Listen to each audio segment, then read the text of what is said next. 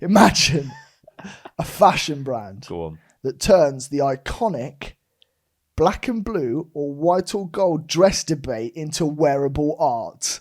We have football. Last month, an historic day for Crystal Palace as they shocked the world by beating Manchester City 1-0 in the FA Cup final at Wembley. We have when you've ordered something and the unexpected arrives.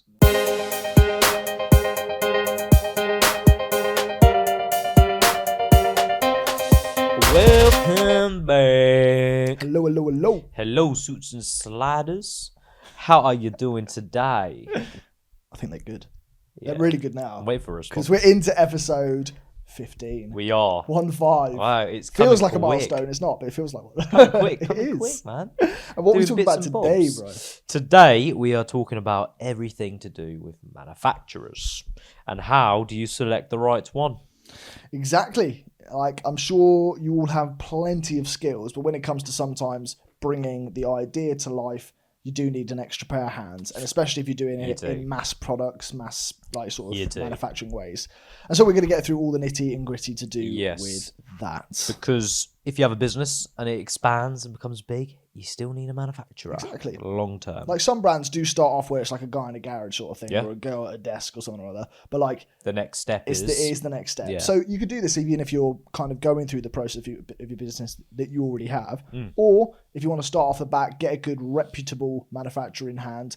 We're going to tell you how to do it. Yeah. But before we do, make sure you hit that like button, that subscribe button, hop in the comments, and notification bell. The bell. Do so. Bash. It'll be the best thing you've ever done. I promise. Yeah. Fingers crossed. Stay engaged. Give us some comments down below. Do so. Keep talking to us, guys. Certainly. Anyway, what have we got on our scratchies today? Let's get straight into it. Match 3 identical symbols in vertical, horizontal, or diagonal to win a prize. Exactly. This is a £1 one, so we're back down to the £1. We're staying humble. Stay humble here. I'll go first. Go on. We have all sorts of offerings around here. Depending on what you're Go on, win. what's your offerings? I had 10k, Yeah. £1, Yeah. £10, Yeah. £4, Yeah. £100, Yeah. Yeah. £20, £50, Yeah. and £2. Nice. And I didn't win any of them. Same as me. So anticlimactic when you throw it. I think Anyway, it went in my laptop. as we do. It's another loss, I'm afraid. It is another loss. It's another minus £2. We're not doing great. Add it to the loss. How big's that loss pile? It's getting quite heavy. It's Should we going to see? get chunky, mate. Look at these. God, it's like a deck of cards. Pick a card. Deck a card. We're going to eventually have these Horrendous. smattered somewhere. We've got to have like some sort of mural made out of them or something. It'll be a bloody fat mural. It'll be the whole set eventually. Yeah, I don't think it will fit. It'll be so discombobulated for the eyes Honestly. as well because there's so many different colours. By the time we hit 100, episode 100, we have 200 scratch 200 cards. scratch cards. Somewhere. That's unhealthy. But It's not good. unhealthy. it's Get on good it, for kids. us. Good to have traditions. You know what? I actually saw a podcast do what we do recently. Scratch cards? Yeah, No. genuinely. Waffling. Did they Yeah, really? Joe Weller, Theo Baker, and a guy called Luke. I don't know his last name. And they did it on a recent episode. They did it on a fairly recent. Hey guys, Like a we couple know you're weeks ago. watching. Yeah, they got a scratch card. I think they got like a £5 one. Yeah. And it was like a word search one. Interesting. And they were like, going to scratch it. Wowza. Yeah, I was like, whoa. I feel like they're watching us. I'm Are they a holding out sub? hope. Maybe. Maybe. Maybe. One of the 130 or whatever we've got I at the don't know moment. what Or maybe we got, more. yeah. Anyway, shall we get into your favourite tradition, which is seeing us do workplace stories? We're coming straight out the gate with it, people. So should we get into it? Yeah, let's get into it. Let's. Woo!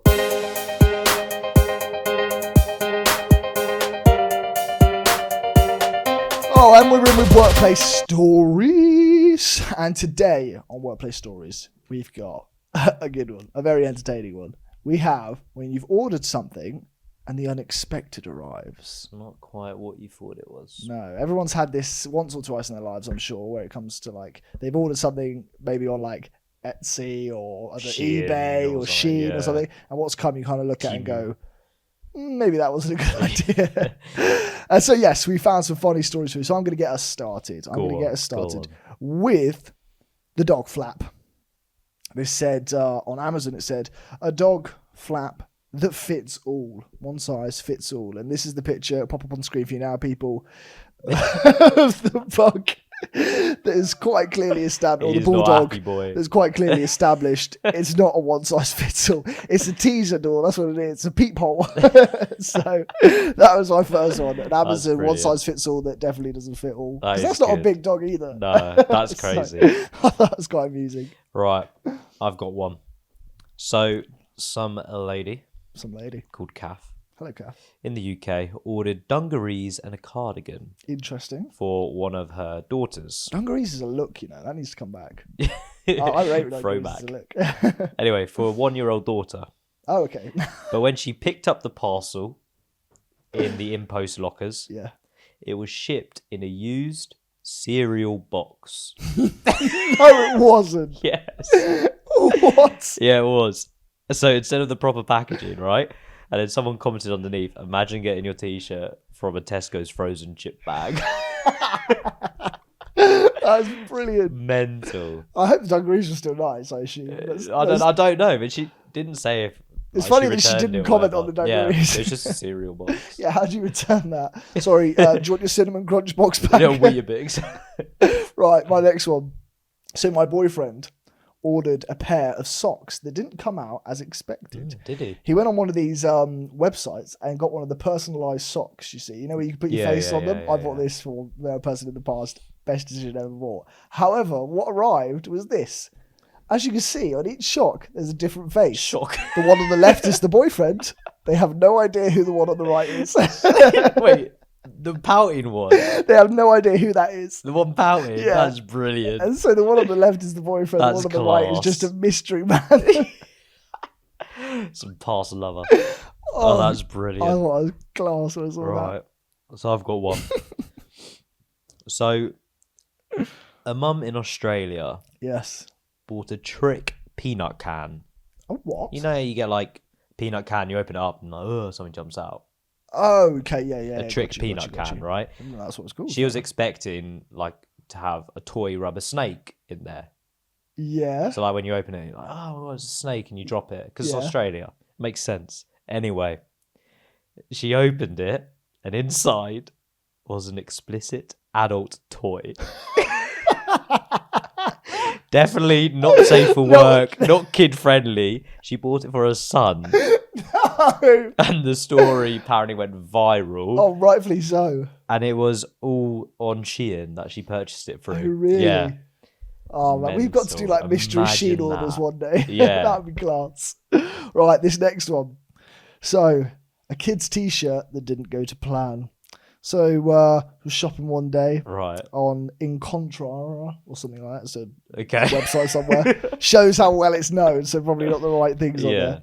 And this thing had 43 reviews on it, and good reviews. So I bought the kids' 2 frogs riding a bike design for a baby in a kid's t-shirt. Makes sense. Bought it for my daughter, and I had 5-star reviews on it. And this is the t-shirt that was ordered. A very Wind in the Willows, beautiful kids' t-shirt. Yeah. And what arrived was this.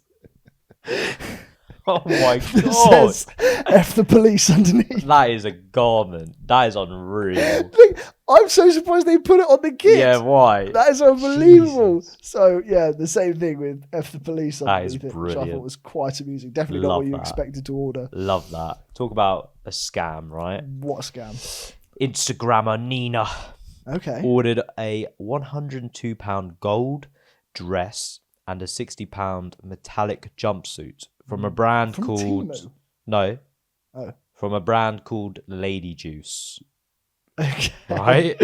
But what arrived was essentially like a spacesuit for the metallic thing. What? And like a deflated balloon for the other thing. It was like a dress, but it literally looked like a deflated balloon. It didn't look nothing like the photos. That's so strange. Best thing about it, in the description, no refunds, and she only got a 10% discount for her next purchase. And it went viral, got like over 6 million views on Instagram and stuff like that. She spent what, best part of 150, 200 quid on it? 160 something quid, Jeez, that is crazy. Mad. Okay, my next one. Go on. This person, heat of COVID times. Do you know what everybody needed? toilet roll. Mask. Oh, yeah. Fair. Not mask. Toilet roll. This person decided to go to the last resort. Itself, it was a it? pandemic Jesus. itself. So this intelligent lady said, "Oh, you know what? I won't go to the shops because I know there's going to be none on the shelves. I'm going to go to eBay." She goes to eBay, Classic eBay. and she buys giant toilet rolls, like a giant pack of toilet roll. Yeah. What arrived was a giant toilet roll. I rate that. A toilet roll that's for giants. That'll last you a long time. But look how big it is. You'd have to like... That's like one of the corporate ones. Like how on earth... I know you want to figure out the logistics of that. A giant toilet roll came. That's one sheet, does it? One sheet does plenty. One sheet. So, giant toilet roll. Wait, what's that? One sheet. It's one sheet does plenty. Is that it? That's the it does white plenty. one. Yeah, it does plenty. Okay, fair. Right, I've got a bit of a personal one. Oh, okay. So, my granny and grandpa, right? Yeah. This is a bit different. They were getting their patio done. Sure. Yeah? Getting a nice Yeah. Egyptian style. And they put a bouncy castle in. No. Egyptian style, like, kind of slabs, right? Okay, yeah. So all the builders came round, the truck came in, they were unloading all the slabs. Yeah. And inside was a finger with the slabs. What, like a human finger? Yeah. What? Messed up, right? Dodgy. That's really dodgy. Dodgy business. So they obviously got their slabs from like some dodgy place. Wait, so the slabs were delivered? Yeah. Did the people who come like set it all up and everything or not? Yeah, so they were doing it. So they were putting it all in, and then they picked up one of the slabs, and underneath it was literally like a kid's finger. That's really dodgy. Yeah, but that's a bit unexpected, in my opinion. I think it's got to either be one that something's just gone on at the yard where they like make it, or companies a bit Child labour. That's what I reckon. Oh, you reckon it's that? In Egypt or something like that, they've got children manufacturing the slabs and stuff like that. Oh, and then they shipped it over, and something went wrong. To be fair, well, we're going to get more into manufacturing in a bit, and we can talk about all that sort of juicy stuff. But my last one, go on. It's just another quite amusing one. Go on. A lady thought, I really want the perfect wedding dress. And she couldn't find it anywhere. She went to all these shops. She went online, scoured the internet for them. And she goes, oh, maybe I'll go overseas. They sometimes can make some beautiful dresses. She goes on Alibaba. Yeah. And she scrolls and she scrolls and she goes, oh my gosh, that's it. And she buys the dress of her dreams. Why would you buy a wedding dress from Alibaba? Oh my God, that is horrendous. Look at that. That's horrendous. It's terrible. How much did it cost? Like, I have no idea, to be honest. I would have loved to know how but much to pay for that. Look at the difference there. It's pretty similar. Can you imagine? Like, if it comes like a day before the wedding. Like, oh my gosh. You'd have to cancel the wedding. Or you just walk down in trackies. You know what? I've got one more. You got one more? Oh, go for it. Go for it. Gift the audience. My missus, right? Went on Vinted. Okay, yeah. She's always wanted a Dyson Airwrap. Vinted. Found one on Vinted. Yeah. And this person had like good reviews, blah, blah, blah. Okay. And usually, like, I think a Dyson Airwrap is about 400 quid or something like that. Wow. Okay. She found this for like 200. She was like, oh. Still a lot of money. Bargain. Bought it. Used it a couple times. She wasn't too impressed. Didn't really work like as it should. Yeah. And then, like, the fifth use or something like that, started smoking. Oh. She searched it up, and it was a fake that she bought on Vinted. No. But apparently, they can, like, blow up the house, because that's how bad it is. Like, the mechanics and stuff inside of it is terrible. Anyway, she ended up buying the real thing anyway and spending about 600 quid in total. That is a really stupid decision. Honestly. Fair enough. Yeah, I mean, but when it comes to anything, like, I don't think I would spend any more than £50 max on like Temu or stuff like that. Or well, they say buy it nice or buy it twice. That is the saying. Like so, like, if you don't buy something, if you're using something that's like, you need it and it needs to be good quality, you buy the good one. If you buy the crap one, you're going to buy it twice because it's going to break down eventually. Oh, okay, I see what you mean. That makes a lot of sense, yeah. So, like, my mom the other day, right, bought a crap, like, can opener. Yeah. And it was rubbish. Yeah. She probably spent, like, I don't know, £7 on it or whatever it may be. And she didn't know how to use it and it broke. So she bought another one for £7. Ended up being £14. My dad just bought one for 20 quid. And it was like perfect. Yeah. And that will last for like another 10 years. Yeah. And he's like, what are you doing? You've just wasted 14 quid. Yeah, big time. Anyway, that was workplace stories for you people. Some good ones in there. Yeah, Definitely let us know if some you good got ones. any unexpected If you've got any deliveries other or ones, orders. do let us know. I'm sure there's plenty out there. A lot of them that I found as well were like sizes. So people bought Yeah. like a bench and like something like a toy bench done as well. So things like that were just crammed online. Anyway, Stuff. let's get back into the episode now. I'll tell you a little bit about manufacturers. Yo.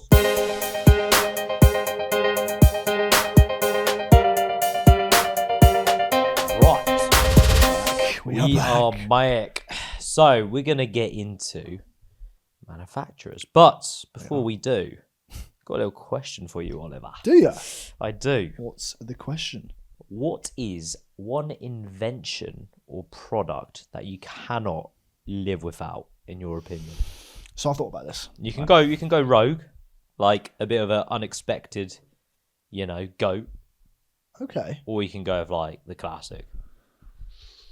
Well, I have got a Maybe give classic one that of I've each if always you've thought got. about. Yeah, go on. I haven't really thought of a road, but I'll think of one. So my classic, Yeah. it's not. I didn't want to go stereotypical Like phone wheel and stuff like something, that. yeah. Didn't want to go for a wheel or whatever. Yeah, I like that. Good. But I have gone for something in the techie sort of space. Good. I've gone for wireless headphones, Okay. specifically AirPods. Right. Yeah. Now, my reasons for this. Right. Mine's awfully similar. Oh, is it? Awfully similar. But go on. I Okay, think my mine's reasons- a bit better. Okay. But go on. Interesting. My reasoning behind it is one, blocks out the world in awkward situations. Sat on the bus. Yeah, Sat on the yeah, train. yeah, Don't want to speak to anybody. Yeah, I'm socially awkward to a certain degree. Stay away from me. Yeah. Right? Allows me to listen to podcasts whenever, wherever. You know. I love music. We all know I love music. Yeah, Music yeah, is my thing. So like listen to it constantly, especially when I'm like not in the car. Yeah, It's music's just nice, huge. especially when you got in other most people around people's you, whatever lives, else. I just need to put the headphones on. It also stops me getting distracted. If I'm sort of like trying to focus on work or trying to do something, especially when I was studying back in school days, putting the headphones in stopped me from listening to you talking. So it was perfect. No headphones at the gym is psycho behavior, in my opinion. So True. headphones are important there. And finally, karaoke confidence. When you got your headphones on, you're singing away, you can't hear yourself. You think you sound like Mariah Carey. Whereas the second you take those headphones off and you hear the truth, it's not a good story. Yeah, So true. I'd say my normal, original sort of can't live without would be wireless headphones now. See, mine would be Bluetooth.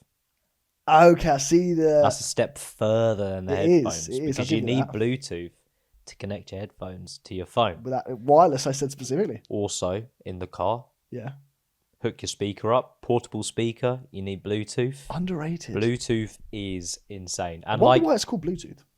I don't know, Anyway. it sounds cool, doesn't It does sound cool. You could just do anything with Bluetooth. Bluetooth. Literally live with it. But also, like you mentioned, with the wireless headphones and stuff like that, Yeah. with Bluetooth, you don't deal with the fucking wired headphones. How do we ever live with that? Which ones? The wired headphones, where Oh, it gets the tangled and you go like I- untangle it. there I is- can't remember how we lived with that. Same, but I'll tell you one thing. I think it's a bit of a fashion statement now. It's coming back in fashion. It People is, wearing but those wired headphones. The worst thing in the world, like you've got your headphones in, and like you go grab something, Knock and you your headphones pull it out. out or something like that. Yeah. Oh, hit my However, head in. dropping the phone when the wires catch the phone before hitting the ground, Little save. you were like, "Oh, you legend!" Little fishing hook, yeah. You True, reel it back up. So pros and cons. Pros and cons, but yeah. Have you got like a more unorthodox one? Ooh, I would say like wheels on a chair. Wheels on a chair. Unreal. Wow. That is Actually unorthodox. unreal.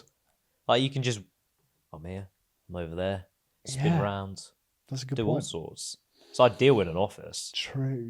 Like moving your chair back and forth like this. Can't move at all. Wheels on a chair. Yeah. What would yours be? Mine is going to be. This is going to be so I'm trying to think unorthodox. off the cuff. It's really hard to think unorthodox. I will go for. I really don't know. Do you know what? Sliders are great shout. I was going to say Sliders, mate. whatever psychoactive thing is in energy drinks. That's just a lifesaver for me. Like, do you know what I mean? Caffeine. Yeah. caffeine, Sliders. basically. I actually love sliders. True. Sliders are. Beach, walking around the Top tier. house. Going out to the bins. We need to take the bins just out. chilling out. Sliders in the are summer. really underrated. I don't know why I didn't think of them. They're class. I'm not living without them now. You shouldn't either. Nah. Get yourself some pairs if you win one of our competitions, go and check see if any are live on the social media. Mate. But what's the classic like toilet? Yeah, toilet, wheel, fan. I was thinking about fan because I hate the heat. I think they need to start upgrading fans in the UK to be like America level when you walk in a building and it just like cools you instantly. Aircon. Get some aircon in here. Yes. Anyway, let's get on with things. Yeah, let's get into it then. Go on. There are manufacturers behind all the things we're already talking about, to be honest. I mean, Bluetooth, really. So manufacturers, right? So what do they do? What's the point in them? I mean, it's pretty obvious, isn't it? Yeah. I'd say they're basically the people that turn your dream into a reality in some aspects, unless you have that manufacturing craft. But if you don't, these are your people. Their core functions really are product realization. So they can take your design, whatever it may be, your spec design, etc., and they can turn it into a prototype or an actual physical product that you can now see, use, wear, whatever it may be. That's huge. Sourcing materials, they tend to do a lot of that for you. Like they'll actually go get the raw materials to create the product. You don't have to deal with any of that stuff, which is really, really good.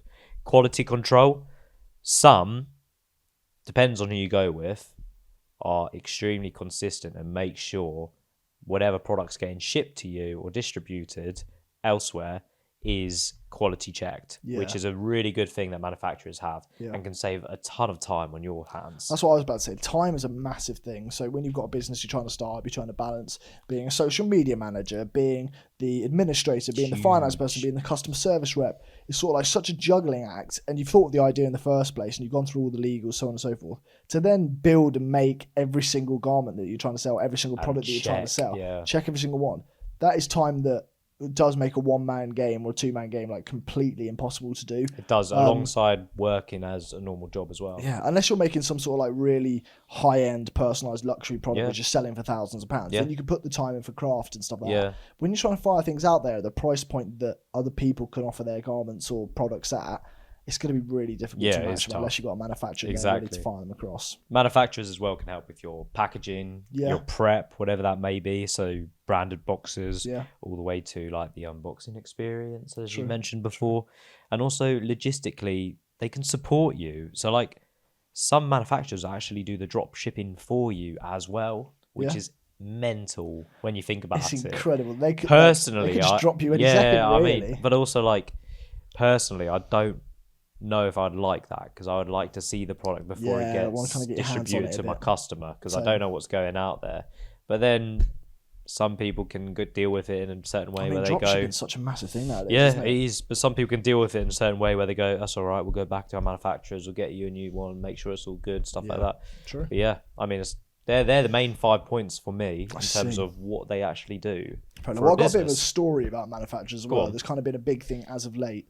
We've mentioned it, I think, on a previous podcast, but just to talk about it in more length now for our lovely little viewers. Go on in. So, obviously, what's kind of gone over the last few months with Trump becoming president of the US was this Trump tariff war that took a big spin on things. If you didn't see it, it featured on Topical a few episodes back. But what it basically proved to say was what the initial markers of tariffs were between the US and China was like 10%.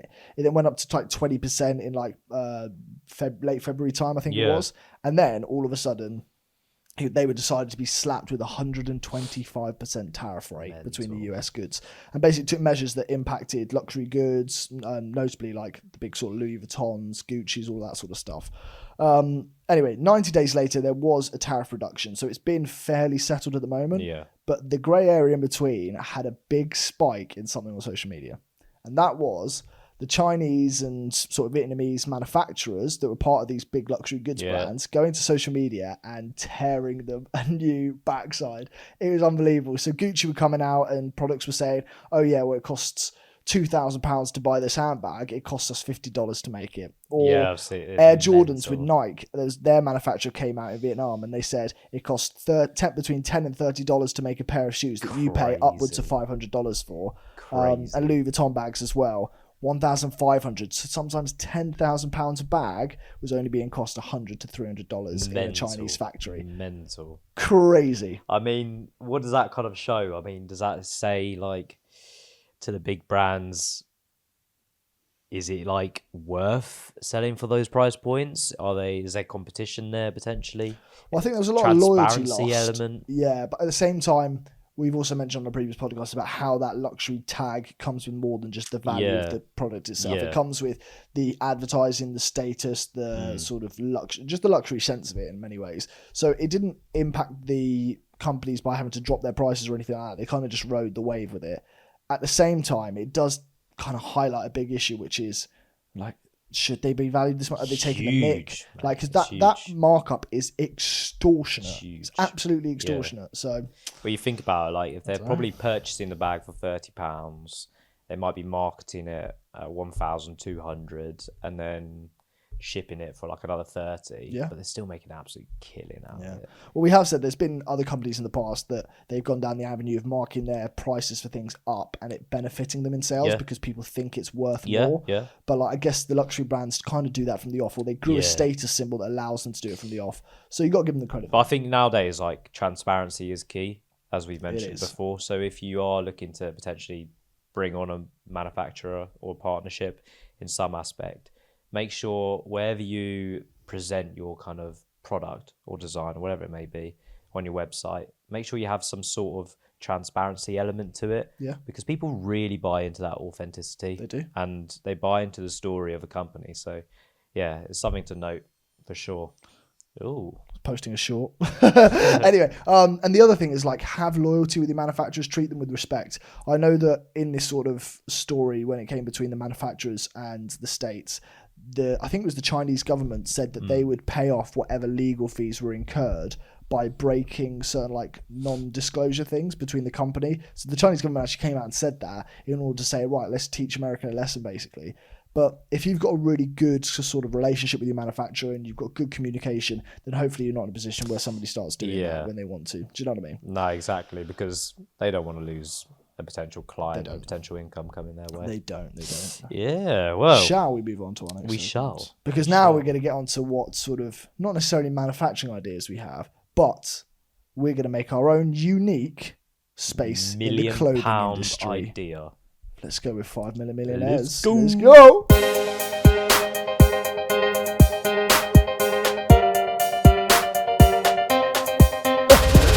And with 5 Minute Millionaires, we're doing the unique millionaire idea within the clothing brand fashion industry. Okay, so we're making a brand. We've got to make our own brand. Okay. Brand or clothing, fashions. There's got to be something in the fashion brand industry. And then maybe a clothing associated with it or something. Okay, cool. Something that we can reach out to manufacturers for. Cool. So, are we ready? Yeah. Let's go. 5 minutes later. Getting to the end. Oh yeah, we're almost here. Should we do the end? Yeah, of course. 3, we got to. 2, 1. Time's up, motherfucker. Beautiful. Time is up, people. So who's going first? Who went first? I think I went first last time. No, I went last. Second. Yeah. So no, I went second on the last one. Wait, what? I went last on the. Okay, so you'll go first then. Yes. Okay. Yeah, go on then. Where's my phone gone? Yeah. Right. My business. Imagine. Wait. Before you start, don't be swayed by like his little artistic drawing and all this stuff. Don't get swayed by Jamie's fallacy afterwards, going, "Oh, that doesn't work because this, because of that." Right. I'm just here to give feedback. Are you open to my idea or not? Because I just want to speak to them at this point. I'm ready. Go. Just telling them. Imagine. Zip it. Imagine a fashion brand that turns the iconic black and blue or white or gold dress debate into wearable art. Conflict creates a clothing with colour shifting fabrics that change under different lights. You forgot the O. That's the cool bit. It's not the word. It's conflict. Conflict. Shut up. Fuck off, man. Sparking debates and selfies wherever you go. Aimed at the Gen Zs, the millennials, are sustainable, affordable line dresses, tees and accessories starting at $40 and £40. Blends viral fun with eco-conscious style with conflict challenges. Driving TikTok buzz, we're set to capture a slice of the 1.9 trillion fashion market. Come join us and let's wear the confusion. conflict. Right. Fuck off. So, for example, the Facebook dress. Yes, debate. so, I mean, we can have that debate now if you like. What colour is it? White and gold. No, you're joking. You only said that for... Do you genuinely think that's white and gold? It's like bluey gold. That you think is white and gold? Yes. You're not joking with me? No. We're going to have it pop up on What the do you screen think for you. it is? That is 100% black and blue in my mind. I can't see can any see a bit of white blue. and I can't see any gold. See a hint of blue, but no, that's gold. That is insane. I cannot see white and gold at all. So hey, you're what part other of the ones would conflict. you have apart from that? Well, we'd have a whole collection line of different Conflict. garments. Yeah, give an example, mate. Tees, hats, what conflict? What other ones? Well, are they'll all there? have like either the black and So it's all blue based, or the based white off and those gold. colours. Then Well, we'll find like other ones as well. But yeah, Okay. like it's all to create conflict. I like the idea though. Yeah, of course you do. What's Because yours? you're gonna walk down the street and you're Go like, on. What is it? that's purple and green. What is it? No, it's yellow and black. Come on, I'm ready. First draft. Okay. I know you're already intrigued, mate. First draft Sure. is where fashion begins and where perfection isn't the point. Yeah. We sell what brands bury away. The flawed, the genius, the first ever prototypes. Every garment in its first take, raw, rare, and never repeated. You've seen the final product. Now wear the first draft. Okay. Questions? Plenty. Fire away. Fire away. Don't you think they wouldn't use the first draft because it wasn't good enough? But it's not the point. What's the point then? What if the first draft was like the size was wrong for like an average person or like... It's not the point. What's These are the point? limited edition drops, right? So if you've Okay. got what's your favourite item of clothing that you wear? My pants. I'm asking the wrong bloke, honestly. All right, if you had a jumper that you liked, right, or a brand that you particularly liked, Yeah. and you wanted to see what their first ever draft or prototype was like, But I prefer the version I've got you now. can buy it. Yeah, but it's not the point. Okay. You don't get it, do you? It's So- limited so you're collection. saying- It's like getting the OG, the very, very first pair of sliders. The very, very first garment I that gets see it. produced by a big, big brand. Limited collection drops. It can be... So what sort of price points are you talking? Because I'm assuming they've got to be mega. They could be all over the shop, mate. Varies, Okay. depending on the garment, depending on the And actual so brand. what? So you go out to all these big brands. You say, "Give us your first draft." Is that how it works? Essentially, we're going to go to them, all the manufacturers that they work with, Mm-hmm. get their designs, get their mock-ups, everything like that, purchase it off them, and then either get the product itself, Yeah. if they haven't thrown it away or whatever, or recreate the exact product. I see. But is that your own brand then, or is that theirs? This is first draft. I see. Do you put anything on the thing, or is it just... No, because it's going to be like, for example, the label might be draft 2.3 August 2028. 2.3? Yeah, for example, it's like the second 0.3 drop. So we can I thought have, you were first draft only. but we can have all the drafts, mate. Do you see what I mean? But yeah, I just see first there. All right, fine. Then draft 1 August 2028. Okay. Something like that. That'll be the label. There won't be any actual like marking on there or anything like that. Almost like, you know how you get all these retro brands, they sell off all these things, they sell out instantly, they do really, really well. Mm-hmm. Retro OG. Fair enough. Wow. Let us know what you think, guys. Are you going for first draft, or are you going for conflict? Imagine wearing the first ever prototype of Nikes. They would sell. Yeah, I agree. Once. Yeah. Or would you rather create conflict? Be a troublemaker? Christ. Oh, that was 5 Minute Millionaires. Let's get back into talking about the £1 million manufacturers behind our future brands.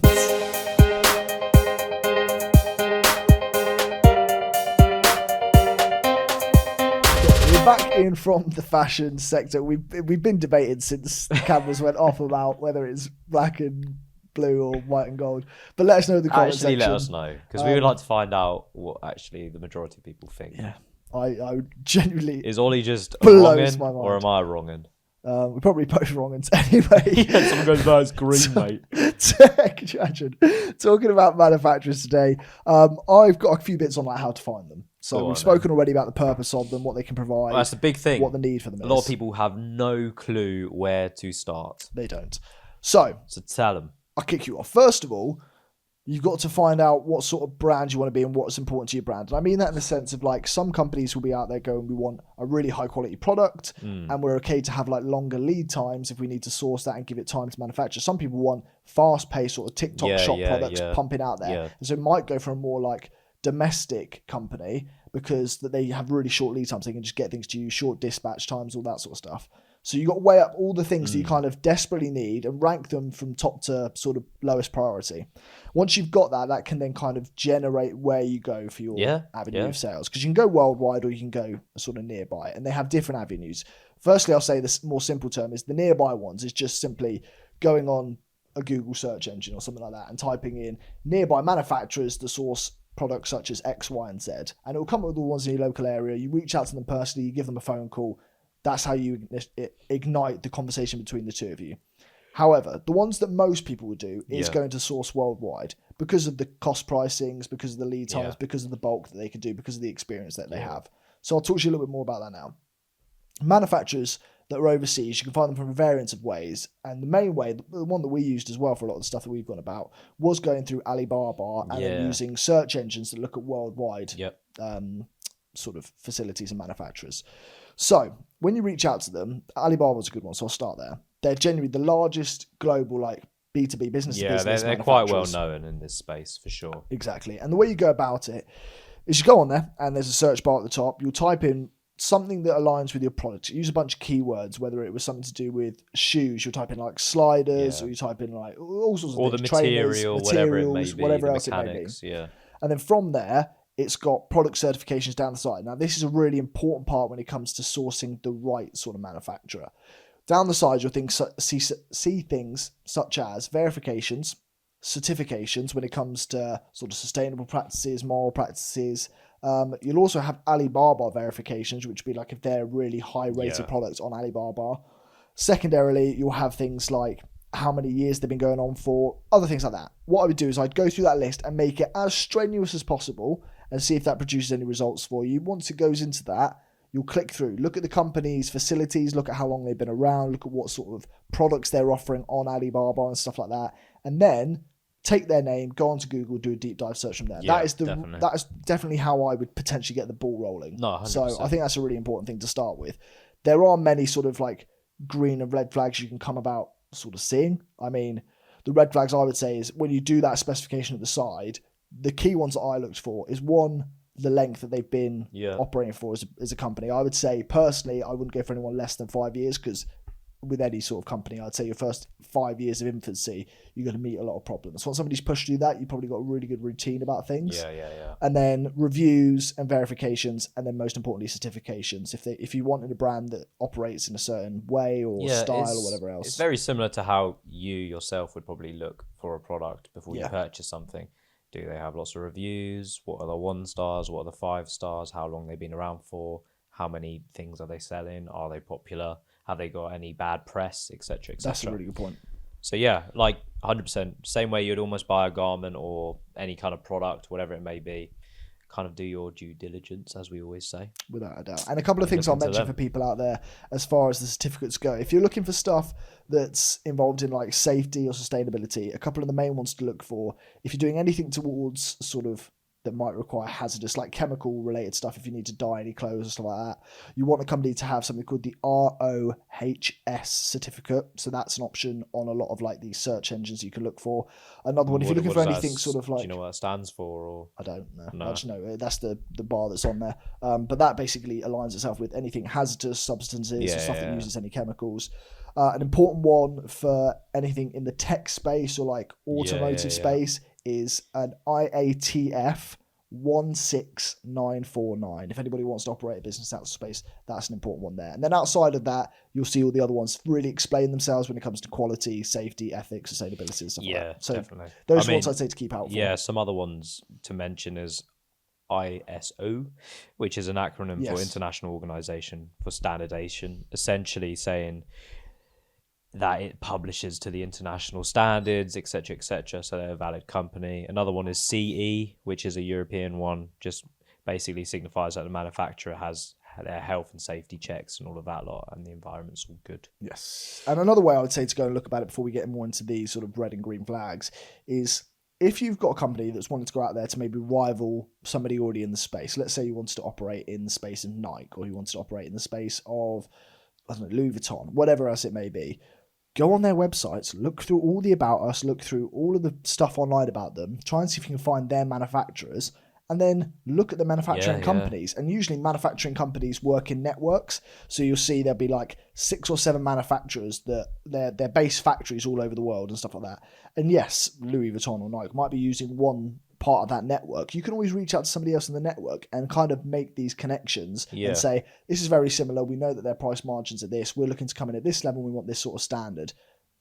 Once you've reached out to somebody in the space, you've pretty much got somebody who knows the full blueprint of what you're trying to operate for. Yeah, get a little fact sheet going. And also, like Ollie mentioned, whenever you do something or get a quote, get more than 3 as well, so you can get an estimate for what the market is like. Definitely. But yeah, going into, I guess, like as you mentioned, the kind of geographical areas and stuff like that. So you've got places like China. I mean, their strengths, obviously, they're fast, they're cheap, they're very scalable, but their weak spots tend to be around like the ethics side of things and also the risks that comes with like IP theft, etc., which you might not be aware of. These are usually best for you kind of electronics, fast fashion, packaging elements. Yeah. You also got places like India. They're really good for like the textiles, the natural fibers and all of that stuff. They're, however, quite slow usually and very compliance heavy. Oh, really? And when it comes to like what they're best for, is probably like garments, handmade good, prints, etc. This goes all the way through. You can find things in Bangladesh, Portugal, Italy, Vietnam, Turkey. For example, Italy, obviously very well known for their luxury and their heritage. That comes with heavy costs, lots of control from their end. But these are usually really good for like your leather, your high-end kind of accessories and stuff like that. I see. Yeah, man. There's lots out there, but like there's lots to think about. And also, as we mentioned earlier, jot down your key kind of aspects that you want to hit for your company and then start to search up regions and stuff like that. Yeah, at the same time, you'll see a lot on these sites that are out there that they'll have certain price points and price margins. Yeah. I wouldn't really worry about that at this stage. It's good to get a wide variance of people that do have maybe different price points on their companies, like websites or on Alibaba. But when you get to the negotiating stage, it's so much further down the line that the price point doesn't really matter at this stage. Go to all these people and you want to sort of weigh up different options so that when you get to negotiating with a manufacturer you want to go forward for, you've got a hard price point that you've met from a caliber that kind of like reaches many different specifications for you. And also, keep these networks alive. Backup plans as manufacturers go is so important. You always want to have 1 or maybe 2 other manufacturers that you know could source for you ready to go at some stage. Yeah, but also bearing in mind that your whatever brand it may be that you're going into or industry that you're going into, the person you pick for your manufacturer is very important because that tells a story for your brand. Yeah. So you've got to choose quite wisely and weigh up what your pros and cons are when picking them. You certainly do. So, I mean, getting into like the red flags, obviously. Yeah. As we mentioned, if they've got no clear MOQ, True. it's probably best to like sway away from them because they evidently don't really know what they're doing. A lot of people have a minimum order quantity that you have to abide by. Yeah, definitely. There's places on Instagram as well. Like there's this company out there called Superline Network, I think they are, and they put loads of information out about manufacturers. It's really cool, really fast clickbait videos that you can go and look. Like check them out on Instagram. I think they're great.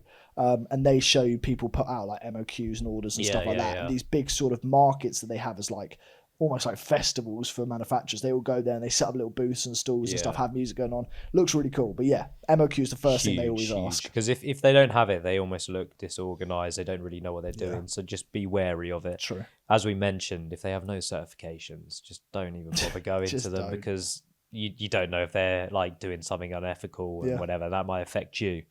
I'd say when it comes to communication, this is something we found. If they've got bad grammar, spelling mistakes, or almost like an AI automated response, be very, very careful. Very careful. Because that can sometimes mean they're either going to scam you, they're fake, or they don't really have a backbone in their structure. So like if their main marketing or email responder, whatever it may be, is messing up in terms of spelling and grammar and all of this stuff, your communication line isn't going to be very good. So when you ask for something, they might deliver it or interpret it a wrong way. And then suddenly your prototype or your design or your sample might be completely botched. That's a really good point. Got anything on that as well? I mean, the only other thing I would say is getting a firm contact for yourself, like a first point of reference. If you're getting passed between like 5 or 6 different people, it probably means there's nobody in charge. Yeah. And that's not a good sign. So, and alongside that is the response time as well, isn't it? Really good point. Like one thing that was a massive thing for us was if somebody took any more than a few days out of a working week to reply, they're not as professional as we need them to be. No, exactly. Because when it comes to it, we need them, probably you were just about to say, when we need them when it comes to customer service inquiries or issues, whatever or it may be. We've sent an order, we've received it, but like it's not good enough in some whatever else we choose to sell. Like we need somebody to be responsive hot like on that. it, 100%. So, yeah. Also, if they refuse to like do some sort of video or show you their factory, then there's something to be concerned about, because they may not even have one, or they might be working in some terrible, terrible conditions. True. Asking for pictures is crucial. Yeah, huge. But as you mentioned, like the opposite to that, green flags, responsive, obviously, transparent about pricing. If they label down almost everything and go, here's our pricing points, this is what we're charging, these are the reasons why, they're pretty good. They seem to know what they're doing. And also, if they've got their own website, as I said, you can find them on certain mass Alibaba, so on and so forth. Or like there's a Barbar Express, I think there's another one that's similar. But like if you type their name in on Google and it doesn't come up with a registered website, don't go if they've got no like portfolio or testimonial on their website or anywhere that you can't find, then be careful of that as well. The last one for me is if they actually suggest improvements to your designs, whatever it may be, then you've got someone who knows exactly what they're doing and they're hot on it. So if you're working in a particular industry and you're not too sure about it, you can build that relationship, like we mentioned, with your manufacturer, and they can really help you hone in on your product. Without a doubt. Nice. Righto. Well, we'll get on to more of our own experiences a little bit later on for the Patreoners, if you want to go check that out. But without further ado, should we fire into our last segment of the day? And we shall. It's a fun one. We're getting the characters back out for you lovely people with Topical.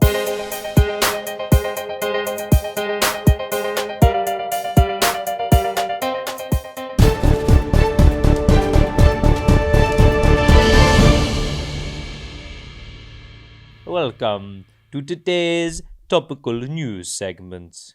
In today's news, EU is warning of a potential chocolate crisis. Cocoa yields are tanking due to climate stress in West Africa. Experts are scrambling to rescue bean farms and protest a future without chocolate. Meanwhile, your local barista is preparing for a caffeine emergency, turning to coffee instead of cocoa to avoid the apocalypse. So brace yourselves. Tomorrow's dessert might taste like panic with a hint of caramel. Mitty the Bricky here, you see. US mega firm Blackstone has just gone on a UK shopping spree, not to be confused with BlackRock. Now, I've heard they've gone and bought 4,500 homes, contacting British builders all over the country. They ain't contacting me, you bastards. Now, founded in 1985 and headquartered in New York, the big old apple, Blackstone now owns UK property. It might start charging the Queen rent, if you see what I mean. Has anyone seen my helmet? Don Brady reporting live for you sport fans out there. Today, we have football. Last month, an historic day for Crystal Palace as they shocked the world by beating Manchester City 1-0 in the FA Cup final at Wembley, clinching their first major trophy on the 17th of May. As they struck the winning volley, and Dean Henderson made a dramatic penalty save to secure history for the Palace fans, finally giving them something to brag about. Anyway, other news, Arsenal have bottled the league again. Stay humble. Lyndon Linking here, reporting on politics. Now, Mr. Keir Starmer has released the white paper, meaning Brits must now speak better English than most Love Island contestants. and they now are required to be here for 10 years before being granted citizenship, rather than the usual 5. Are they phasing out overseas recruitment and social care visas? We shall see. But overall, is this a bounce back against Farage's recent popularity? Or is Starmer actually changing his policy? IGs. It ain't stormsy here, it's windy. Man stepped outside, yeah. Weather's moving mad. Sun's out like it owns the ends. But the clouds pull up like they got beef. Anyway, it might rain, might not. No one's got the forecast patterned up, fam. Wind trying to G-Tech your trim, mate. And the temperatures on that bring a jacket but don't wear it vibe. Just keep it layered and keep it moving. Streets don't wait for the weather. Say less G. Gary Gadget here on everything tech. Now, the Sidemen, UK's biggest YouTube group, have traded their pranks for portfolios. Yeah, with the launch of their new £25 million venture capital firm, they're sponsoring companies upwards of 100,000 for their new companies and their new businesses, such as How About or the razor brand Nimbu. What I can see is if you can get in there now, you may become a millionaire. I'm so close. Well, that was our topical news segment. Thank you for listening. And always remember to stay classy, suits and sliders.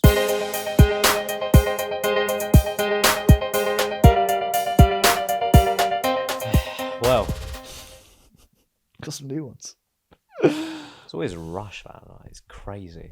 Guess sweating, doesn't it?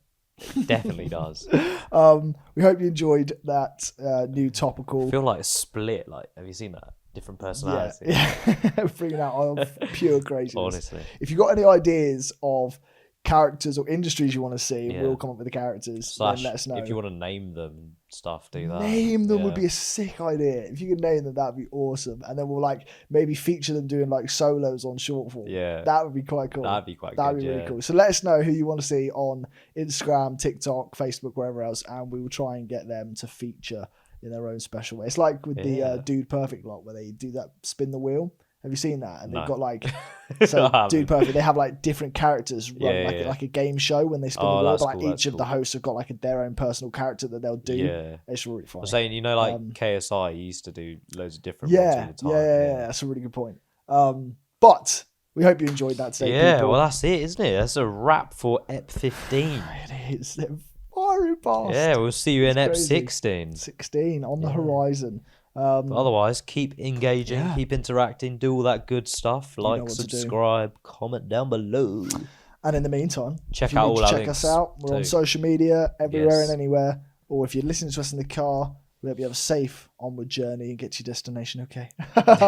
And aside from that, we love you and we will see you next week. Thank you very Yeah. much. Toodle pip. Cheerio.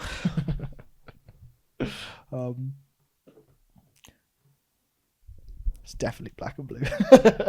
Nah, It's definitely- not a chance. Conflict, my ass.